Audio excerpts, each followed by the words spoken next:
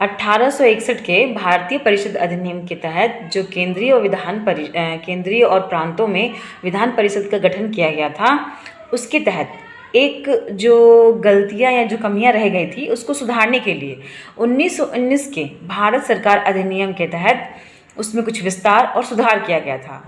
ये तो सरकार ने किया जनता को दिखाने के लिए कि हम जो ब्रिटिश हैं वो भारतीयों के लिए अब कार्य कर रहे हैं, भारतीयों को भी अब केंद्र में और प्रांतों में भागीदारी देना चाहते हैं। उन्होंने पूरे प्रांतीय विषय को 2 भागों में बांट दिया था, हस्तांतरित और आरक्षित। आरक्षित को तो उन्होंने अपने अधिकारियों के अंतर्गत रखा, लेकिन जो हस्तांतरित विषय था उसे उन्होंने भारतीय मंत्री को दे दिया। अब ये जो भारतीय मंत्री थे उनके पास शिक्षा, स्वास्थ्य, कुछ लोक कल्याणकारी विभाग, ये सारे विषय इनके अंतर्गत आ गए। लेकिन दिक्कत ये थी कि ये जो भी उनके पास विषय थे, इन सारे विषयों के लिए उन्हें बजट चाहिए, उन्हें फंड चाहिए था। और वो फंड कहाँ से आता, वो पैसे कहाँ से आते आखिरकार में। अब ये फंड जो था, और सबसे बड़ी बात इसमें ये थी कि जो उनके गवर्नर थे उन्हीं के पास वीटो का भी अधिकार था। अगर भारतीय मंत्री कुछ ज़रूरत के हिसाब से कुछ पास भी करवाना चाहते थे तो ये वीटो के माध्यम से उसे रोक दिया करते थे। तो कहीं ना कहीं पूरी की पूरी तरीके से जो विषय थे वो देखा जाए तो वो गवर्नर जनरल के ही पास थे, भारतीय मंत्रियों के पास कुछ नहीं था। तो ये नाम के लिए रह गया था। इसी बीच जब गांधी जी असहयोग आंदोलन शुरू करते हैं और वे किसी कारणवश, जो हम लोगों ने पढ़ा भी था, उनका वो असहयोग आंदोलन उन्हें समाप्त कर देना पड़ता है बीच में ही, जिसकी वजह से पूरे हिंदू और मुस्लिम जो समुदाय इसमें एकजुट हुए थे, वापस सांप्रदायिकता की भावना उनके बीच भड़क जाती है। और फिर जा कर के इस घटना के बाद से क्या हो जाता है कि गांधी जी को 6 वर्ष का कैद हो जाता है। अब पूरी तरीके से राजनीति जो थी वो स्थिर हो गई, राजनीतिक स्थिरता आ गई थी।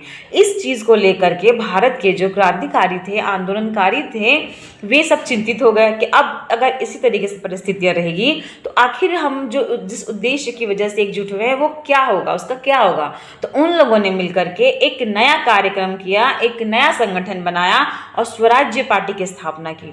तो आज के इस वीडियो में हम लोग अपनी स्वराज्य पार्टी के बारे में पढ़ेंगे। और इससे पहले के वीडियो में मैंने जितने भी टॉपिक्स थे वो सारे कवर कर दिए। अगर आप लोगों ने नहीं देखा है तो जा करके वीडियो को देख लीजिएगा।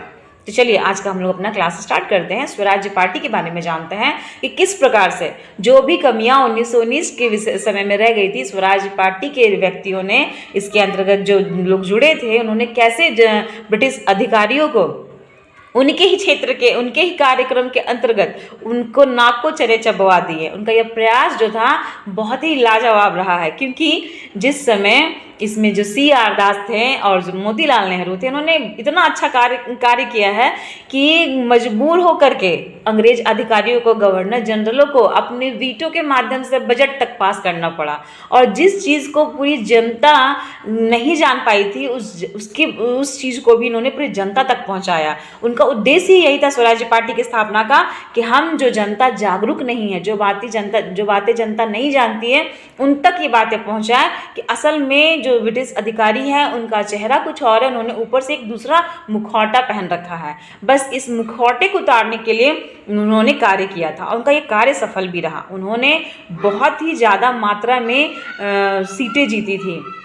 वे चुनाव में भाग लिए। उनका मुख्य उद्देश्य यही था कि हम चुनाव में भाग लेंगे और भाग लेकर के सरकार के अंदर जाकर के अपनी जो इच्छाएं हैं वो प्रकट करेंगे और अपनी जो मांगे हैं उसे पूरी करेंगे। क्योंकि जब तक आप बाहर से लड़ेंगे आप कुछ नहीं पा सकते, जब तक कि आप उस जगह पे नहीं पहुंचते। तो उन्होंने वहां पहुंच करके और तब जा करके ब्रिटिश अधिकारियों को, ब्रिटिश सरकार को यह समझाया कि भारतीय कमजोर नहीं है, अगर वह चाह दे तो वो क्या ना पाले।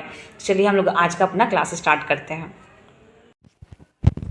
आज का जो हमारा क्लास है वो है हमारा स्वराज्य पार्टी का गठन और पार्टी पर संकट कैसे आया, इसके बारे में जानेंगे। तो चलिए बिना देर किए हम लोग अपना क्लास स्टार्ट करते हैं आज का।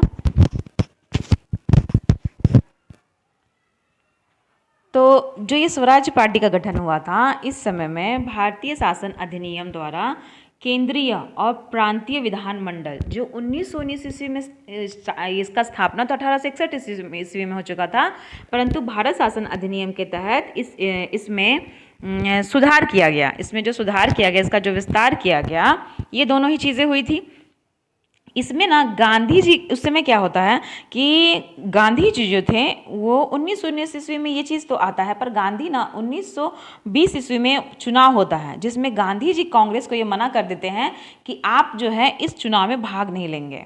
ठीक। और इनके कहने पर पूरा का पूरा जो कांग्रेस था वो चुनाव का क्या कर देता है, बहिष्कार कर देता है गांधी के कहने पर। अब इसी बीच जो होता है 1920 ईस्वी में जब ये कांग्रेस ने इसका चुनाव का जब कांग्रेस बहिष्कार कर देती है, इसका फ़ायदा उठाया जाता है। इसका फ़ायदा कौन उठाता है? इसी समय क्या होता है 1918 ईस्वी में नेशनल लिबरल फेडरेशन की स्थापना होती है। किस चीज़ की? नेशनल लिबरल फेडरेशन की स्थापना होती है 1918 में। करने वाले कौन थे? सुरेंद्रनाथ बनर्जी थे। कौन थे? सुरेंद्रनाथ बनर्जी थे। और उसी समय जो है ये जो नेशनल लिबरल फेडरेशन जो है ये उदारवादी नेता थे, और इसी फेडरेशन के जो सदस्य थे इन लोगों ने मिलकर के 1920 और 21 में, कब? तो 1920 और 21 ईस्वी में विधानमंडल का चुनाव होता है। ठीक। और ये लोग क्या करते हैं, उसमें भाग लेते हैं। जब ये लोग भाग लेते हैं, सुरेंद्रनाथ बनर्जी और बाकी इनके जो सदस्य होते हैं वे लोग भाग लेते हैं, तो नेशनल लिबरल फेडरेशन की जो सदस्य होते हैं वे इस चुनाव में जीत जाते हैं। ठीक। और इनका उद्देश्य क्या होता है? इनका उद्देश्य था कि जहाँ तक हो सके हमें सहयोग करना है अपने देश के लिए, और जहाँ तक हो सके विरोध करना है। इनका उद्देश्य यही था, इनका कहना ही यही था। विधानमंडलों के माध्यम से जो संवैधानिक सुधार करने का उदारवादियों ने जो प्रयास किया, वे उन्होंने प्रयास तो बहुत किया परंतु वे सफल नहीं हो पाए। क्यों नहीं हो पाए? क्योंकि इस समय गांधी जी जो थे वे असहयोग आंदोलन लेकर के आ चुके थे, और गांधी जी के कहने पर पूरी की पूरी जनता जो थी वो इनका विरोध करने लगी कि आपसे जब गांधी जी ने कहा ही था कि आपको चुनाव में भाग नहीं लेना है, तो आपने चुनाव में भाग क्यों ले लिया? इस वजह से जनता जो थी ये पूरी तरह से इनके खिलाफ हो गई थी, और ये खिलाफत ऐसा हो गया कि इनका जो है इनका मतलब पूरे समाज में इनका वैल्यू नहीं रह गया। इस वजह से इसी समय क्या हुआ, ये क्या बोलते हैं 1922 ईस्वी में सविनय अवज्ञा जांच समिति की स्थापना करते हैं।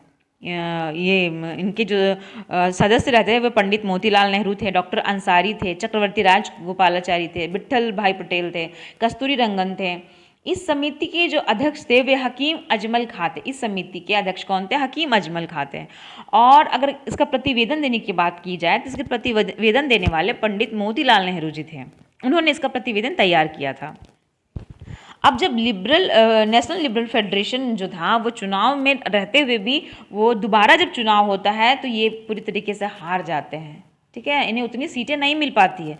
इस वजह से ये मतलब विधानमंडलों में जाकर के भी ये कोई विशेष कार्य नहीं कर पाते हैं।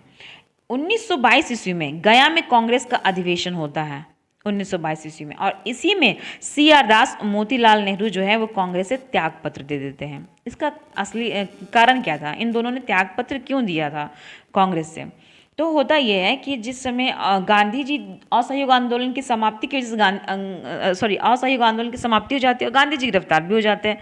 देश का जो वातावरण था बहुत ही निराशाजनक बन जाता है। इस समय में इस निराशा के माहौल में कांग्रेस में एक नई विचारधारा लाने वाले व्यक्ति कौन थे? पंडित मोतीलाल नेहरू थे। इन्होंने एक नई विचारधारा लाया। इन्होंने क्या कहा? इन CR दास और मोतीलाल नेहरू दोनों लोगों का ये कहना था कि क्यों ना हम सभी लोग मिल करके 1923 में, कब? तो हम लोग 1923 ईस्वी में जो चुनाव होगा उसके माध्यम से विधानमंडल में हम लोग पहुंच करके जो जनता है उसे जागरूक करें, उसे बताएं कि अंग्रेज अधिकारी असलियत में कर क्या रहे हैं। हमें ये बताना होगा कि उन्हें जनता को 1919 ईस्वी में वो जो अंग्रेज सरकार जो है वो भारतीय शासन अधिनियम के तहत जो प्रांतों में द्वैत शासन लाई है उसका क्या फ़ायदा हो रहा है जनता को, वो ये बताना चाह रहे थे जनता को।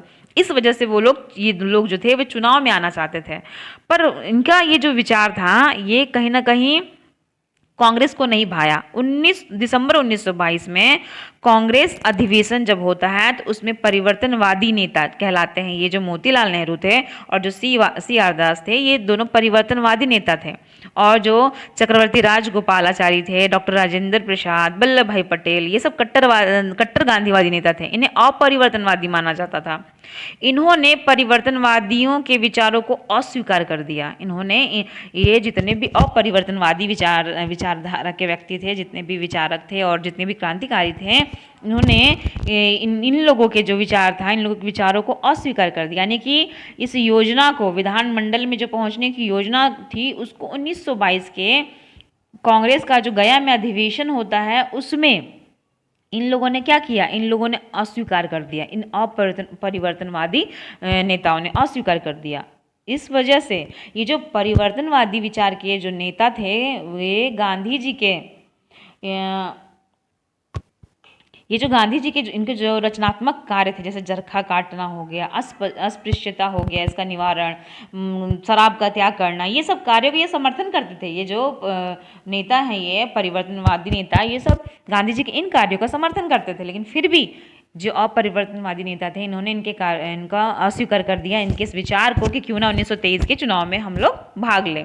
इसकी वजह से क्या होता है, 1922 ईस्वी में जो कांग्रेस का अधिवेशन होता है, इस वजह से CR दास और मोतीलाल नेहरू जो है वो कांग्रेस से त्यागपत्र दे देते हैं, क्योंकि उनकी बातों को इन लोगों ने समर्थन नहीं दिया। जबकि ये तो जनता की, ये तो भारत के लिए कार्य करना चाह रहे थे, फिर भी इनका समर्थन नहीं मिलने की वजह से इन लोगों ने त्यागपत्र दे दिया। इस समय गया का जो कांग्रेस का जो अधिवेशन हुआ था, उसमें जो कांग्रेस के अध्यक्ष बने थे, वे कौन बने थे, वे CR दास बने थे। उस समय अध्यक्ष भी यही थे कांग्रेस के, और फिर भी इस बात को नहीं माना गया। CR दास मोतीलाल नेहरू ने मिल करके 1923 ईस्वी को इलाहाबाद में कांग्रेस खिलाफत स्वराज पार्टी, जिसको आगे चल करके स्वराज पार्टी कहा गया, उसकी स्थापना इन लोगों ने की, दोनों जन ने मिल करके। और जब ये स्वराज पार्टी की इन्होंने स्थापना की, तो स्वराज पार्टी ने अपने को कांग्रेस के अभिन्न हिस्से के रूप में ही प्रचारित किया। इन्होंने ये नहीं कहा कि हम कांग्रेस से अलग, इन्होंने कहा कि हम उनके वही हिस्से हैं जो उनसे अलग नहीं हो सकते। यही कहते हुए इन्होंने इस चीज़ का प्रचार किया और कहा कि हम अहिंसा और असहयोग के प्रति वचनबद्ध हैं, हम अहिंसा और असहयोग का ही समर्थन करेंगे। 1923 ईस्वी में चुनाव में स्वराजियों ने हिस्सा लिया। 1923 ईस्वी में वापस से चुनाव होता है, ठीक है, और वहाँ पर स्वराजियों ने हिस्सा लिया। सितंबर 1923 में क्या होता है, दिल्ली में जो मौलाना आज़ाद थे, उनके नेतृत्व में कांग्रेस का विशेष अधिवेशन होता है, और उसमें जो स्वराज दल था उसको कांग्रेस संगठन के अंतर्गत मान्यता मिल जाती है। स्वराज दल को मान्यता मिल जाती है 1923 ईस्वी में। इस तरह कांग्रेस एक और विभाजन से बच जाती है, वरना वापस से विभाजन हो जाता कांग्रेस का।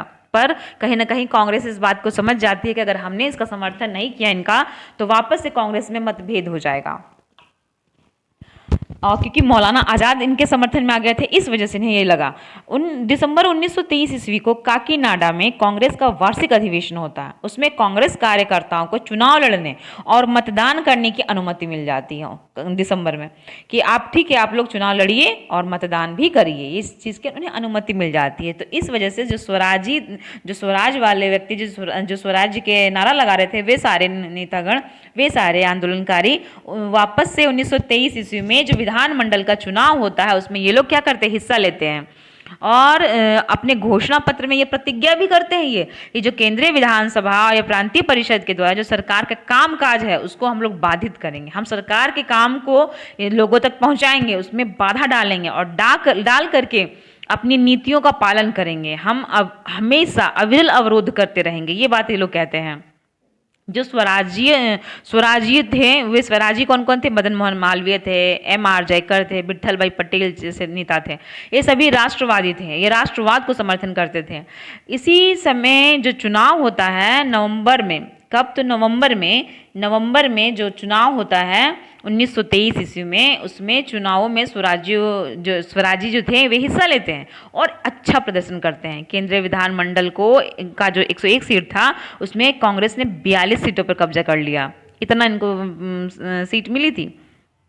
उसके बाद इन्हें मध्य प्रांत में स्पष्ट बहुमत मिला, बंगाल में सबसे बड़े दल के नेता बनकर के आए, और मुंबई तथा उत्तर प्रदेश में इनको संतोषजनक सफलता मिली इन्हें अपने इस चुनाव के माध्यम से। लेकिन मद्रास और पंजाब में उन्हें उतनी सफलता नहीं मिल पाई, पर भारतीयों को पहली बार सांसद बनने का गौरव जरूर मिला, ये उन्हें इस चुनाव के माध्यम से मिला। इसके बाद से विधानमंडल में प्रवेश के बाद इन्होंने महत्वपूर्ण जो कार्य किया, वो कार्य क्या था, इन्होंने सबसे पहले 1919 अधिनियम के तहत एक जांच, जो 1919 अधिनियम में जो जनता को ये बेवकूफ़ बनाया जा रहा था कि हम आपकी बातों को देखने के लिए भारतीय मंत्रियों के पास इतने सारे अधिकार दे रहे हैं, पर ये अधिकार उनके लिए नाम मात्र रखे थे। ये समझाने के लिए इन लोगों ने क्या किया कि मुडीमैन समिति की स्थापना की कि हमें एक समिति दीजिए जो 1919 के अधिनियम के तहत जो सरकार हमें दिखा रही है वो असलियत में कितना सच है, ये बात हम जनता के सामने रख सकें। इसके अलावा इन्होंने क्या किया, इन्होंने कपास और नमक पर, ये दोनों चीज़ों पर इन्होंने कर लगाने वाले उत्पाद शुल्क, जो कपास पर जो उत्पाद शुल्क लगता था और नमक में जो कर लगता था उसमें इन्होंने कटौती करवाने की मांग की। इसके बाद से इन्होंने कहा कि हमें श्रमिकों की स्थिति को बेहतर बनाना है और मजदूर संघ की सुरक्षा भी करनी है। साथ में जो दमन करने वाला कानून है आप उसको समाप्त करिए। केंद्रीय विधानमंडल के अध्यक्ष के रूप में 1925 में विट्ठल भाई पटेल जो है वो अपने पद को ग्रहण करते हैं। देखिए कितनी बड़ी उन्हें सफलता मिलती है कि उन विधानमंडल के अध्यक्ष बनते हैं विट्ठल भाई पटेल। ये इनका प्रयास ही था। 1923-24 में नगर पालिका और स्थानीय निकायों का भी चुनाव होता है जिसमें कांग्रेस को फिर से विशेष सफलता मिलती है। इसमें कोलकाता के मेयर बनते हैं कौन, CR दास, और अहमदाबाद के मेयर कौन बनते हैं, विट्ठल भाई पटेल, और पटना के मेयर बनते हैं राजेंद्र प्रसाद, इलाहाबाद के बनते हैं पंडित जवाहरलाल नेहरू। ये सारे लोग इन जगहों पर मेयर का पद ग्रहण करते हैं। इसके बाद से ये सारी चीज़ें प्रक्रिया तो चली रही थी, तभी अचानक से 16 जून 1925 को चित्तरंजन दास की मृत्यु हो जाती है। ये जो घटना थी ये पार्टी के लिए संकट बन जाता है। क्यों? क्योंकि पूरा पार्टी में जो लोग थे वे 2 गुटों में बट जाते हैं और ये 2 गुटों में बटने के साथ ही क्या हो जाता है, स्वराज दल की शक्ति खत्म हो जाती है। पार्टी में वापस से सांप्रदायिक भावना भड़क उठती है। सरकार के साथ सहयोग करने वाले लोगों की संख्या बढ़ जाती है। जो सभी लोग थे एकजुट होकर काम कर रहे थे वे सारे के सारे सरकार की ओर चले जाते हैं और एक उत्तरदायी और अनुत्तरदायी नाम से 2 भागों में ये पूरा का पूरा दल जो है, गुट जो है वो बढ़ जाता है। इस वजह से पार्टी जो क्या हो जाती है, धीरे धीरे उनकी शक्ति क्षीण होती जाती है और अंततः वो पार्टी जो है वो समाप्त हो जाती है। इस तरीके से आज हम लोगों ने आज का अपना क्लास कंप्लीट किया। अब हम लोग नेक्स्ट वीडियो में इसके आगे के क्लास को कंप्लीट करेंगे।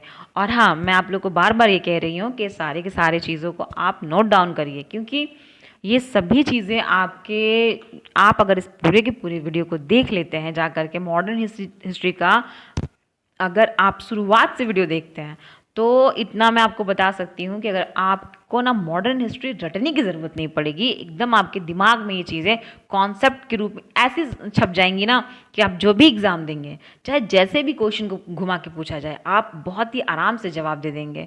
इसलिए पूरी वीडियो को देखिए, स्टार्टिंग में ही मत छोड़िए। ये बहुत ही मतलब आपके लिए बहुत ज़रूरी है, क्योंकि ये सारे के सारे टॉपिक को ना मैंने ऐसे पढ़ाया हुआ है कि आपको याद हो जाएगा। मैंने चीज़ों को जोड़ते हुए पढ़ाया। आप सारे के सारे वीडियोस को देखिए, क्योंकि आप देखेंगे तो आपका जो कॉन्सेप्ट है वो बिल्कुल क्लियर हो जाएगा, आपको रटने की ज़रूरत नहीं पड़ेगी। तो ठीक है, हम लोग मिलते हैं अपने अगले वीडियो में अपने अगले क्लास के साथ में। तब तक आराम से अपनी पढ़ाई जारी रखिए।